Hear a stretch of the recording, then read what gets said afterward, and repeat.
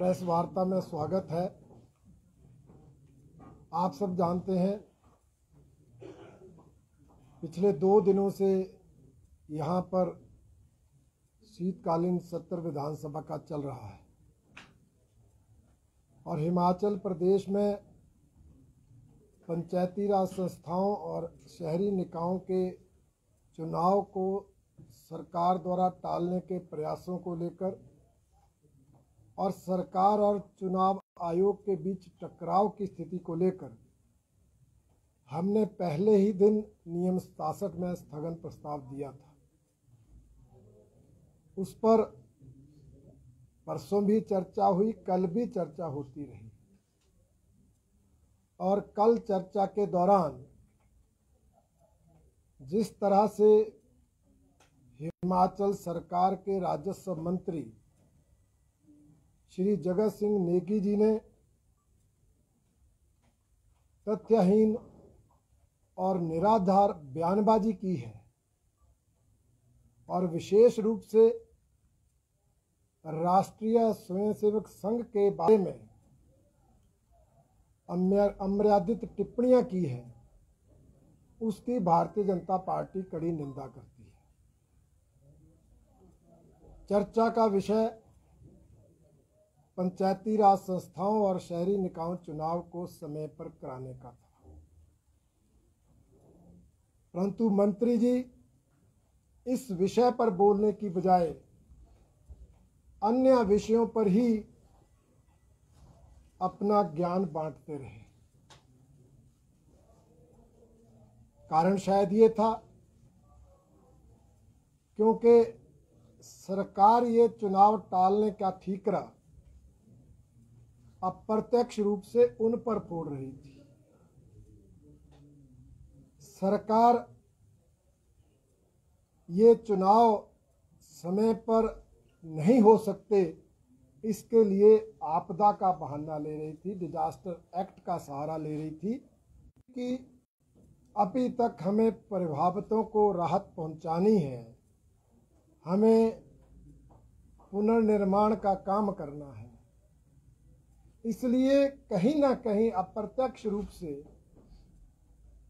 जहां लोक निर्माण मंत्री या उप मुख्यमंत्री निशाने पर थे, वहीं सबसे ज्यादा निशाने पर अगर कोई थे तो वो राजस्व मंत्री थे। इसलिए अपने मन की खीज को निकालने के लिए, अपने मन की हताशा को प्रदर्शित करने के लिए उन्होंने मुख्य विषय पर चर्चा करने की बजाय ऐसे अनेक विषयों पर चर्चा की जिसका इस विषय से कोई दूर का भी वास्ता नहीं था। नेता प्रतिपक्ष जी के बारे में टिप्पणियां, हमारी पार्टी के अन्य लोगों के बारे में टिप्पणियां, और हद तो तब हो गई जब राष्ट्रीय स्वयंसेवक संघ के बारे में आधारहीन बयानबाजी उन्होंने शुरू की। हम सब जानते हैं राष्ट्रीय स्वयंसेवक संघ एक राष्ट्रवादी संगठन है। 1925 में विजयदशमी के दिन परम पूजनीय डॉक्टर हेडगेवार जी ने इसकी शुरुआत की थी। इस देश को फिर से विश्वगुरु बनाना है, इस महान लक्ष्य को लेकर राष्ट्रीय स्वयंसेवक संघ का काम शुरू हुआ था और उसके बाद आजादी के आंदोलन में स्वयंसेवकों ने भाग लिया और आज बढ़ता बढ़ता राष्ट्रीय स्वयंसेवक संघ देश का नहीं, दुनिया का सबसे बड़ा स्वयंसेवी संगठन बना है। इसकी दिक्कत, इसकी परेशानी निश्चित रूप से कांग्रेसी नेताओं को है। लोकतंत्र में उन्हें आलोचना का भी अधिकार है, परंतु आलोचना तथ्यों पर आधारित हो, आरोपों का कोई आधार हो। निराधार और तथ्यहीन बयानबाजी का लोकतंत्र में कोई स्थान नहीं। उन्होंने जो जो भी कहा, एक भी बात संघ के बारे में सत्य नहीं। मैं आपके माध्यम से बताना चाहता हूं कि राष्ट्रीय स्वयंसेवक संघ जो इस देश में व्यक्ति निर्माण का काम करता है, अपनी नियमित शाखाओं के माध्यम से स्वयंसेवकों में अनुशासन, चरित्र निर्माण और राष्ट्रभक्ति जैसे गुण पैदा करता है। उस राष्ट्रीय स्वयंसेवक संगठन ने आजादी की लड़ाई में तो योगदान दिया ही, परंतु आजादी के बाद भी इस देश के अंदर ऐतिहासिक काम किया है। हम सब जानते हैं 1962 में भारत चीन की लड़ाई हुई, युद्ध हुआ, और उस युद्ध के समय सैनिकों को बॉर्डर पर, सीमा पर भोजन तक की व्यवस्था करने का काम, राहत सामग्री पहुंचाने तक का काम, घायल सैनिकों का उपचार करने तक का काम संघ के स्वयंसेवकों ने किया।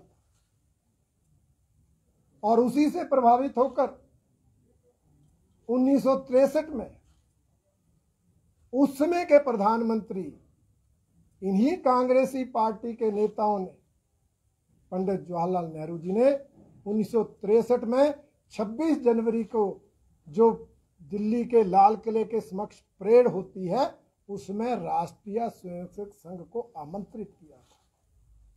3,500 स्वयंसेवक 1963 में 26 जनवरी की परेड में शामिल हुए। यही नहीं, कांग्रेस ने, प्रधानमंत्री स्वर्गीय इंदिरा गांधी जी ने जब 1975 में इमरजेंसी लगाई, इस देश में आपातकालीन स्थिति घोषित की गई, विपक्षी नेताओं को जेलों में बंद किया गया, मीसा तक का कानून लगाया गया, हर बोलने वाले की आवाज बंद की गई, मीडिया वालों को तो उनके दफ्तर बंद कर दिए गए, और जो फिर भी कहीं पत्रकारिता करते थे उनको भी जेलों में भेजा गया। उस इमरजेंसी का विरोध भी सबसे ज्यादा किसने किया था? तो वो राष्ट्रीय स्वयंसेवक संघ के स्वयंसेवकों ने किया था, अंडरग्राउंड रहकर किया था। हजारों स्वयंसेवक जेलों में गए थे, परंतु इस देश को उस आपातकालीन स्थिति से छुटकारा दिलाने में अगर अन्य विपक्षी दलों की भूमिका रही है, तो राष्ट्रीय स्वयंसेवक संघ के स्वयंसेवकों की भी बहुत बड़ी भूमिका है। इसलिए समय समय पर जब जब देश को आवश्यकता पड़ी, स्वयंसेवकों ने सेवा के काम किए। गुजरात में, कच्छ में भूकंप आया, सबसे पहले राहत कार्यों में स्वयंसेवक जुटे। कहीं कोई दुर्घटना घटती है, कहीं कोई आपदा आती है, बिना प्रचार प्रसार किए सेवा के काम में जुट जाते हैं, तो वो संघ के स्वयंसेवक जुट जाते हैं। कोरोना काल में जब हर कोई घर के अंदर था, कोई घर से बाहर निकलता तक नहीं था, तो लोगों को मास्क पहुंचाने का काम, लोगों को, गरीब लोगों को भोजन व्यवस्था करने का काम, उपचार करने का काम, दवाई देने का काम, और यहां तक कि आवश्यकता पड़ने पर रक्तदान करने का काम भी संघ के स्वयंसेवकों ने किया। सेवा कार्यों में हमेशा अग्रणी भूमिका निभाई है। आज भी आप देखेंगे, शायद वो प्रचार प्रसार नहीं करते, परंतु हर बड़े स्वास्थ्य संस्थान के साथ सेवा भारती का जो है वो वहां कार्यालय काम करता है, आम गरीब आदमी मरीज की मदद करता है। हमारे बिलासपुर का कोठीपुरा का एम्स के इसका उदाहरण है। अनेक ऐसे प्रकल्प सेवा के हमारे संघ के स्वयंसेवकों द्वारा चलाए जाते हैं। वनवासी क्षेत्र में वहां के लोगों में राष्ट्रभक्ति की भावना जागृत हो, वो भी देश की मुख्य विचारधारा से जुड़े, उनमें भी राष्ट्रभक्ति अनुशासन के गुण आए, उसके लिए संघ का ही प्रकल्प वनवासी कल्याण आश्रम काम करता है, जिसमें अनेक स्वयंसेवक पूरा जीवन देकर काम करते हैं।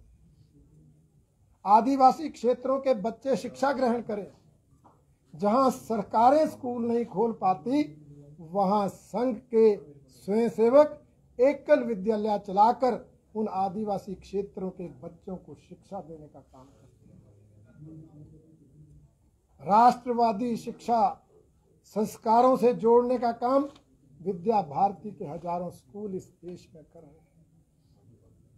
कितने काम गनाए। कुल मिलाकर राष्ट्रीय शिक्षक इस देश के अंदर व्यक्ति निर्माण का काम करता है।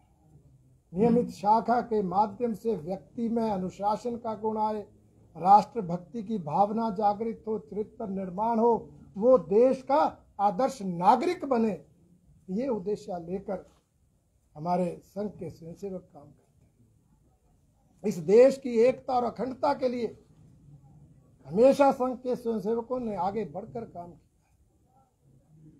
चाहे दादरा नगर हवेली गोवा का मुक्ति आंदोलन हो, और चाहे जम्मू कश्मीर में धारा 370 को समाप्त करने की बात हो, इन मुद्दों में संघ ने हमेशा अग्रणी भूमिका निभाई, संघर्ष किया।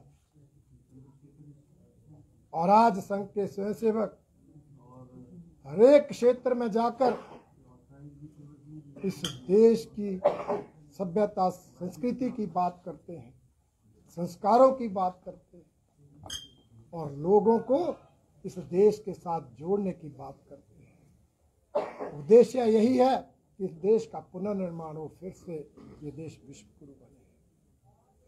मैं बौखलाहट समझ सकता हूं, क्योंकि ये साल संघ का शताब्दी वर्ष है।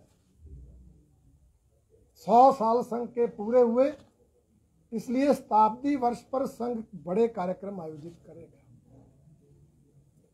वैसे तो हर साल विजयदशमी के दिन पंथ संचलन के कार्यक्रम होते हैं, परंतु इस वर्ष कार्यक्रम बड़े स्तर पर हुए, और उन कार्यक्रमों में उमड़ी संघ के स्वयंसेवकों की संख्या देखकर कांग्रेस के नेताओं की रात की नींद उड़ी है। इसलिए इनको उन्हीं के सपने आते हैं। अभी तो साल भर कार्यक्रम चल रहे हैं,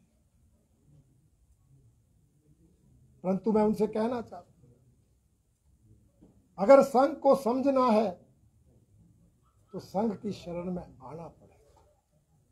मात्र आलोचना करने से कुछ नहीं होगा।